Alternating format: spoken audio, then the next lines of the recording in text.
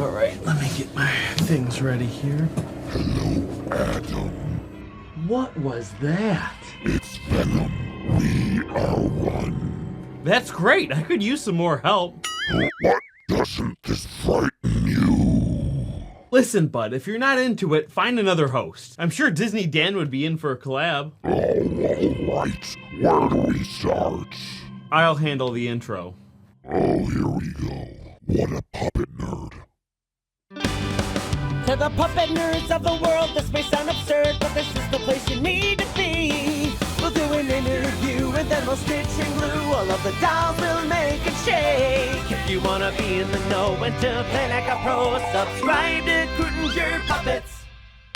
Hello Puppet Nerds, Adam Crutinger here, and these are the supplies you're gonna need. The first thing I'm gonna use is this free pattern that I have on my website. It's gonna save us a lot of time using this as a base. Links are down in the description. You're gonna need some foam. This is 1/2 inch thickness, but 1 inch will work too. A hot glue gun, some black fabric. Today I'm using a stretchy velvet. A hoodie, ideally one that zips up in the middle, and some white acrylic paint. These are all materials that you should be able to get locally, but I also have all the links down in the description. Let's get started. The first thing I'm going to do is trace out the foam head pattern. Again, you can get this pattern completely for free on my website. The links are down in the description. Next, I'm going to use hot glue to glue the seams together. Typically, I use contact cement for this, but in a pinch, hot glue works just perfectly. Make sure to only glue the dart on the top of the head and the back and front seams. Do not glue the mouth shut. The free download pattern also came with a mouth plate pattern. You're going to use this and cut it out of a thin plastic. Plastic is much better to use than cardboard because the cardboard can get all soft from the sweat of your hand. This storage bin plastic works perfect, and you can easily glue it in with the hot glue gun too. Make sure to cut out one for the top and bottom of the mouth. Now we have the base of the head, but I have to make a couple alterations in order to make this work. First thing I'm going to do is stack a couple pieces of foam in order to make a more narrow chin. Now the mouth isn't bad, but since it closes completely, there's not enough room for the teeth inside of the mouth. So right here, I'm going to make a little slit and add 2 inches of foam in order to have more room for inside the mouth.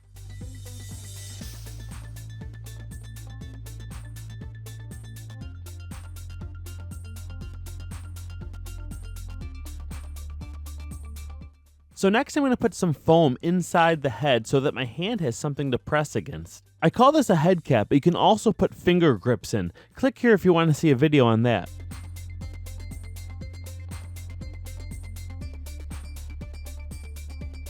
So now that's in there, but I left a little spot open so that I can stuff the head. That way it's not too soft. For stuffing, I'm going to use some scrap foam and some fiberfill. Some of these scraps you should chop into smaller pieces before you stuff them in.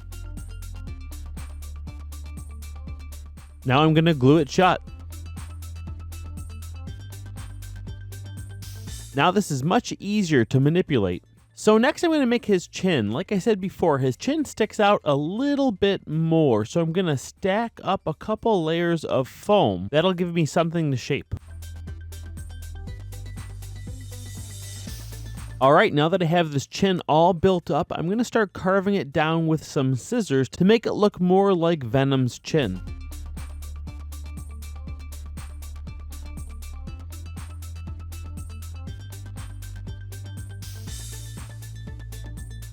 Alright, now for the inside mouth plate. Typically I use fabric for this, but today I'm going to use foam since the mouth plate is so big.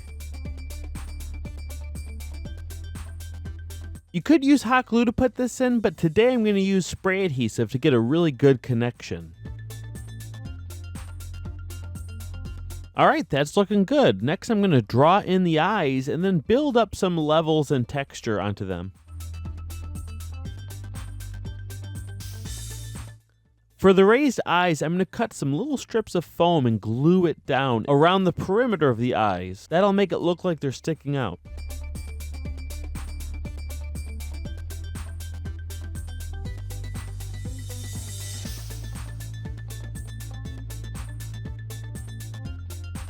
Alright, now that's done. It might look strange now, but it's going to make a lot more sense once we cover it with fabric. Next, I'm going to do a little bit of texturing inside of the mouth. I'm going to kind of cut away some of the thickness because right now it's a little bit too thick. So carving some away will not only make it thinner, but it'll also add some texture.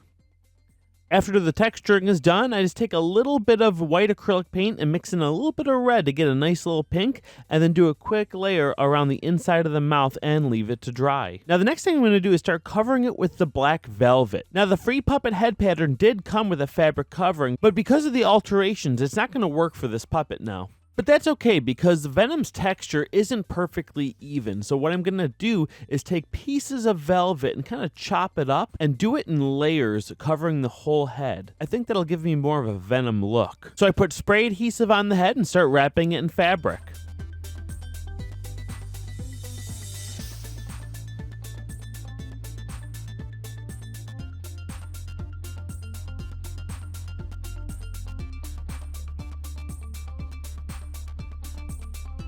Alright, now it's all wrapped in fabric. You can see some wrinkles here, which is not what you typically want in a puppet, but for this puppet, it kind of adds to that aesthetic and texture of Venom. So the next thing I want to do is the neck sleeve for Venom's head. So I'm just going to lay down some fabric, and I'm going to use the hoodie as a measuring tool for the sleeve.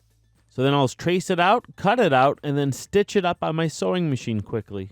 But if you don't have a sewing machine, you can use the hot glue gun too. I'll test it out on this little scrap piece for you here. Just open it up and then put the glue exactly where you want the seam to be, just like this. And then fold it back over. And now you have another perfect sleeve. One thing I forgot to mention is I added a little piece of foam here to act as a little thumb grip. This makes it much easier to perform. It gives your thumb something to hold on to. But anyway, now let's attach the sleeve to the back of the head. And for that, I'm going to use some more hot glue. Next, I'm going to paint Venom's eyes white using acrylic paint. I'm going to make sure I stay inside of these ridges here. If you look closely, you can see the indentations.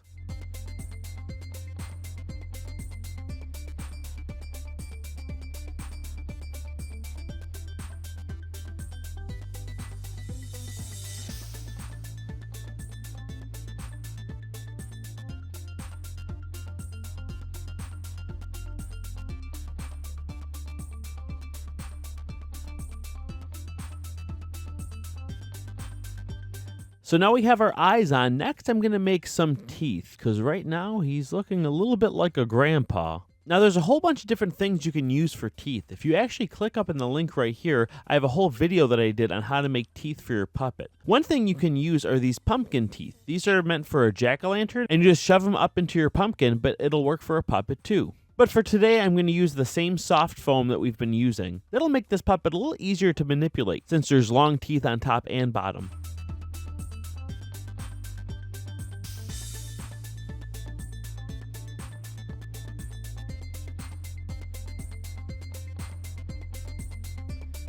Now, I really like how this is turning out, but there's one problem. These teeth and gums are way too bright. You could easily knock them down a little bit with an airbrush, but today I'm just going to use a Sharpie because I have it on hand. The next thing I want to do is Venom kind of has this smile that goes up the side of his head. Now, if I actually made that a joint in the puppet, I really wouldn't be able to operate it. So instead, I'm going to paint it in on the side. So I'm liking how this is turning out. As you can see, the sleeve is extra long, and what I like about that is the way that it kind of bunches up makes it kind of look almost like it's textured. And I think it adds to the overall look. But next, we have to attach it to the hoodie. That, combined with the fake arm illusion, is going to make this thing look like it's alive. So here is my hoodie, and I'm actually going to put it on first so I can make sure that I put the hole in the correct spot. So I really want this to sit natural for the arm illusion. So it's important that I get into this position and then mark exactly where my arm's gonna be when it's up. So when it's up, it's right here. So I'm gonna leave my arm there. That's where I need the bottom of the hole to be. So let me put a mark right there with actually I'm gonna use a pencil just in case I need to move it. The top of the mark should just be the top of your shoulder right here. All right, now let me take this off and we'll take another look at it. All right, so if I look at this shoulder, my pencil line is right here for the top and right here for the bottom. So let me kind of make a big armhole. I'm gonna do it in Sharpie so you can see it a little better. So that should be good. Let me throw it on again so you can see better. So you can see that is where the hole is going to end up being. Now I'm going to carefully cut this out. And one thing you have to be careful about are these seams. There's a seam running here and one here. So there are 3 points where I have to reinforce those seams, because if I just cut this out, there's a good chance that those seams can come unraveled, which you don't want to happen. So I'm going to carefully just cut through the one side. And you can just use a little bit of hot glue to reinforce these seams. That will keep them from unraveling. Now what I'm going to do is glue the bottom of this puppet sleeve to this armhole that I just cut out of this hoodie. And there we go, it's completely attached. But I want this to look a little bit more like a symbiote, so I'm going to make some little lines that kind of make it look like it's becoming one with this hoodie.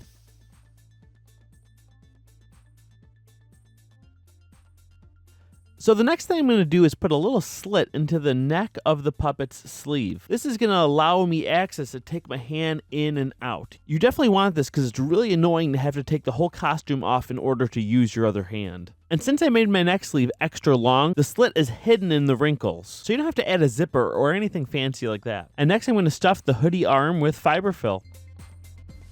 This is where that slit comes in handy to let your arm out. Now I can easily arrange this jacket and zip this up and take my false arm here and stick it inside of this coat pocket right down there. If you want to, you can make a little clip or a little snap to make sure that doesn't fall out, but I'm not going to worry about that right now. I'm just going to enjoy this cool illusion. So if you've been watching this channel for a while, you know this is not how I normally make puppets. I usually use a lot more professional techniques and materials. We usually spend a lot more time on a project. That's right, this project was kind of designed to be something that you made the night before a costume party. So it doesn't necessarily use the best techniques for longevity. A couple things I would change is I would use contact cement instead of hot glue. I probably would have done a little bit more shaping on the head, maybe even made it a little bit bigger. But considering this was all put together in a little less than an hour, I'm pretty happy with how it all turned out. For more fun projects, go to puppetnerds.com and check out the hundreds of DIY builds and puppetry on this channel. And don't forget to subscribe.